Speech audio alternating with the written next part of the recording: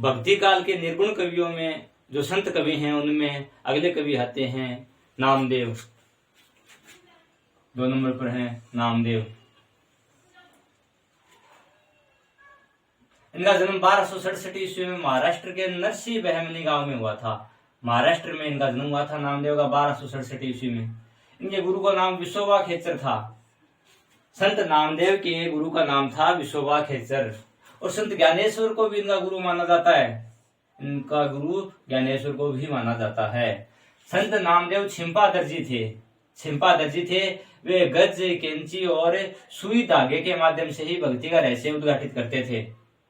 भक्ति की बात है, वो अपनी दर्जी के जो काम आने वाली गज, कैंची और सुई धागा है, इनके माध्यम से भक्ति का रहस्य प्रकट करते थे, रहस्य उद्घाटित करते थे। मराठी में रचित अभंगों के अलावा इन्होंने हिंदी भाषा में भी लिखा है। मराठी में इन्होंने अभंगों की रचना की है, अभंग पद कहलाते हैं, और हिंदी में भी इन्होंने लिखा है।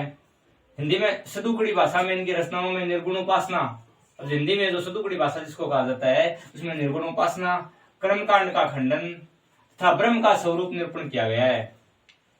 वे पंढरपुर में रहते थे, महाराष्ट्र के पंढरपुर वहां रहते थे। उनके भक्ति गीत भी आदि ग्रंथ में संकलित हैं। नामदेव के हैं भक्ति ग्रंथ है, वो भी आदि ग्रंथ में संकलित हैं। महाराष्ट्र में नामदेव को वारकरी परंपरा में वैष्णव भक्ति परंपरा में स्थान दिया जाता है। महाराष्ट्र में जो वारकरी संप्रदाय है, वैष्णव संप्रदाय है, उसमें स्थान दिया जाता है। इनके रचनाओं के उदाहरण देखिए। जल तरंग अरु फेन बुधबदा जल से भिन्न न होई, इहु पर पंचु पार ब्रह्म की लीला विचरत आनन होई। जिस तरीके से कबीरदास ने कहा है, पानी गेरा बुदबुदा आसमान की जात, दिखत ही छिप जाएगा ज्यों तारा प्रभात। इसी तरीके से पानी और बुदबुदे का माध्यम से नामदेव ने भी कहा है कि जल तरंग रूफेन बुदबुदा जल से भिन्न न होई, इहु पर पंचु पार ब्रह्म की लीला विचरतान होई। जिस तरीके से जल और पानी का बुदबुदा होता है वो जल से भिन्न नहीं हो सकता। पानी और पानी में बदलने वाला पानी का बुलबुला, पानी की बूंद, वो जल से भिन्न नहीं हो सकती। इसी तरह से परमात्मा से आत्मा भिन्न नहीं है, दोनों एक ही चीज है। परब्रह्म और एक ही चीज है, जीवात्मा और परमात्मा यानी परब्रह्म, इन दोनों में कोई भेद नहीं है। सुई धागे के माध्यम से क्या कहते हैं, मन मेरो सुई तन तेरा धागा, खेचर जी के चरण पर नामा छिंपी धागा। खेचर जी इनके गुरु का नाम नामा छिंपी है, वो उनके चरणों में लगे हैं। इनकी भाषा का एक और नमूना है, पांडे तुम्हारी गायत्री लोधे का खेत खाती थी, लकड़ी ठेंगा टगरी तोरी लंगत लंगत जाती थी।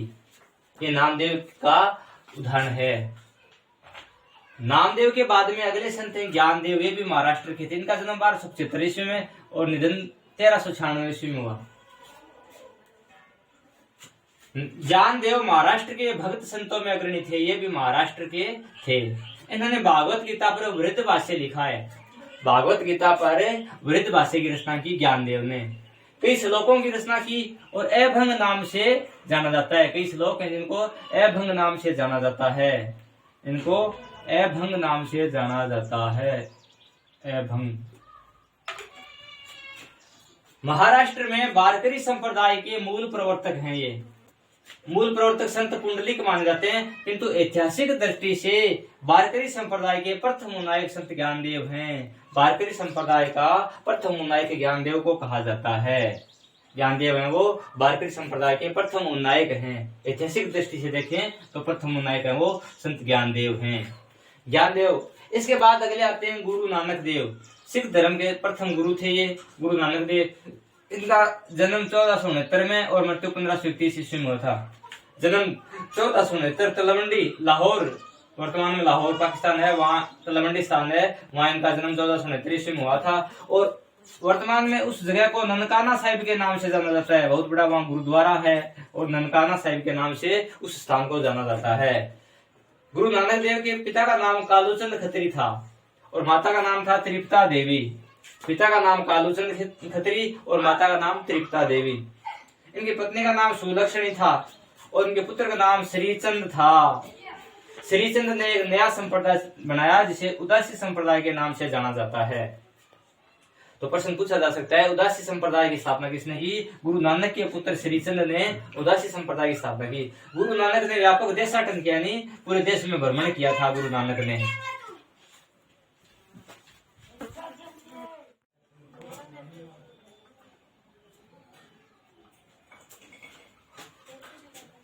गुरु नानक ने मक्का और मदीना की यात्रा की। मुगल सम्राट बाबर से भी इनकी भेंट हुई थी। तो गुरु नानक ने भारत में देश में तो भ्रमण किया ही था, इनके अलावा मक्का और मदीना की यात्रा की और मुगल सम्राट बाबर से भी इनकी भेंट हुई थी। गुरु नानक ने सिख धर्म का प्रवर्तन किया, सिखों के प्रथम गुरु थे और सिख धर्म का प्रवर्तन किया तथा संगत व पंगत का सिद्धांत दिया। संगत व पंगत का सिद्धांत किसने दिया? गुरु नानक ने दिया।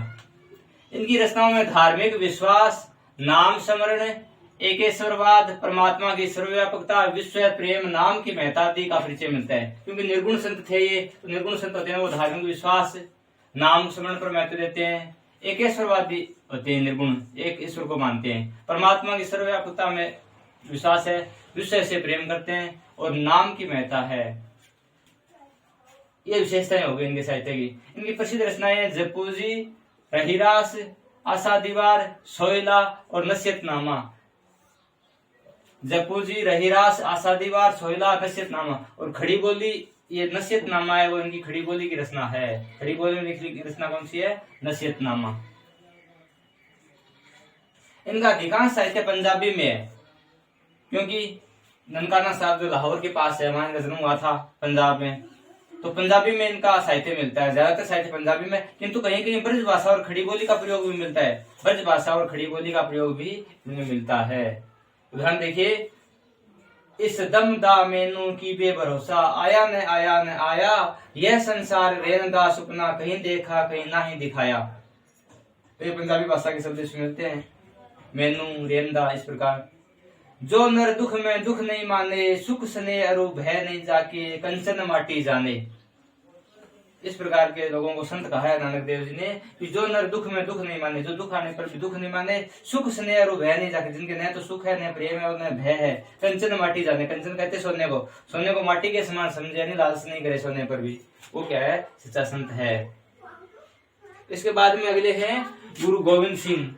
गुरु गोविंद सिंह, इनका जन्म 20 जनवरी 1666 ईस्वी में हुआ था। 1666 ईस्वी में। ये सिखों के 10वें गुरु थे। कौन से गुरु थे? 10वें गुरु थे। हिंदू यानी आर्य संस्कृति की रक्षा के लिए उन्होंने युद्ध किया था, मुगलों से युद्ध किया था आर्य संस्कृति की रक्षा के लिए। चिड़ी से मैं बाज लड़ाऊं तब गुरु गोविंद सिंह नाम कहाऊं। तो ये इन्होंने युद्ध किया था। अरबी, फारसी, हिंदी आदि भाषाओं के ज्ञाता थे ये। अरबी, फारसी और हिंदी आदि भाषाओं का इनको ज्ञान था। इनकी प्रमुख रचनाएं हैं सुनीति प्रकाश, सर्व लोह प्रकाश, प्रेम सुमार्ग, बुद्धि सागर और चंडी चरित्र। चंडी चरित्र है ये इनकी ओजस्वी रचना है। चंडी चरित्र है ये ओजस्वी रचना है, वीरस की रचना है ये। इनका एक उदाहरण देखिए, निर्जन निरूप हो कि सुंदर स्वरूप हो कि भूपन के भूप हो कि दानी महादान हो, प्राण के बचैया दूध पूत के दवैया, रोग शोक के मिटैया कि धोमानी महामान हो, विद्या के विचार हो कि अद्वैत अवतार हो, कि शुद्धता की मूर्ति हो कि सिद्धता की शान हो। तो ये इनकी कविता का नमूना है, उदाहरण है।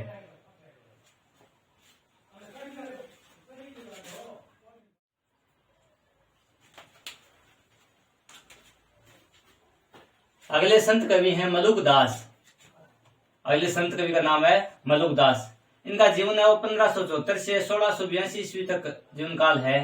इनका जन्म कड़ा गांव है, इलाहाबाद के अंदर, कड़ा गांव के अंदर इनका जन्म हुआ था मलुक दास का। मलुक दास जी के पिता का नाम था सुंदरदास खत्री। सुंदरदास खत्री है वो मलुक दास जी के पिताजी थे।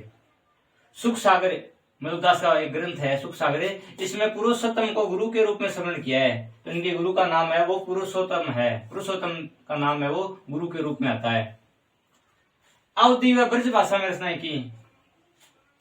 अवधी और ब्रज भाषा दोनों में ही इनकी रचनाएं मिलती हैं।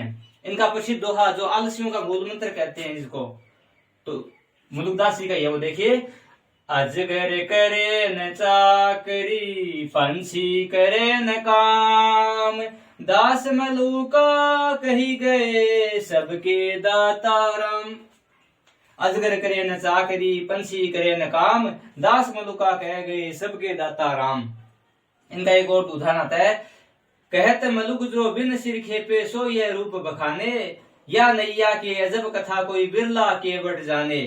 कहत मलुक निर्गुण के गुण कोई बड़ भागी गावे, क्या गिरही और क्या बैरागी जे ही हरि देखे सो पावे।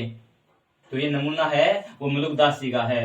मलुकदास जी की जो प्रमुख रचनाएं वो देखिए, मलुकदास जी की प्रमुख रचनाएं हैं ज्ञान बोध, ज्ञान परोक्षी, राम अवतार लीला, रतन खान, भक्ति विवेक, सुख सागर, ब्रज लीला और ध्रुव चरित्र। ये 8 प्रमुख रचनाएं हैं वो मलुकदास जी की हैं। दोबारा देखिए, ज्ञान बोध, ज्ञान परोक्षी, राम अवतार लीला, रतन खान, भक्ति विवेक, सुख सागर, ब्रज लीला और ध्रुव चरित्र, ये इनकी प्रमुख रचनाएं हैं। इनके बाद में आते हैं हरिदास निरंजनी। हरिदास निरंजनी इनका है वो 1455 से 1543 ईस्वी तक रहा है। इनका जन्म डीडवाना नागौर जो राजस्थान में है, वहां डीडवाना में हुआ था इनका जन्म। ये निरंजनी संप्रदाय के कवि थे। कौन से के? निरंजनी संप्रदाय। निरंजनी संप्रदाय है ये नाथ संप्रदाय और संत काव्य के बीच की कड़ी है। जो सिद्ध नाथ आदिकाल में पढ़े हैं उस नाथ के और संत काव्य हम पढ़ रहे हैं, इनके बीच की कड़ी है वो निरंजनी संप्रदाय माना जाता है। इनके बीच की कड़ी है। इन्होंने ब्रज भाषा में अपने रचनाएं की हैं। हरिदास निरंजनी ने ब्रज भाषा में अपनी रचनाएं लिखी हैं। इनके प्रमुख ग्रंथों में नाम है, देखिए हरिदास निरंजनी के प्रमुख ग्रंथों में नाम है अष्टपदी, जोग ग्रंथ, ब्रह्म स्तुति, हंस प्रबोध, निरपख मूल, पूजा जोग ग्रंथ, समाधि जोग ग्रंथ और संग्राम जोग ग्रंथ।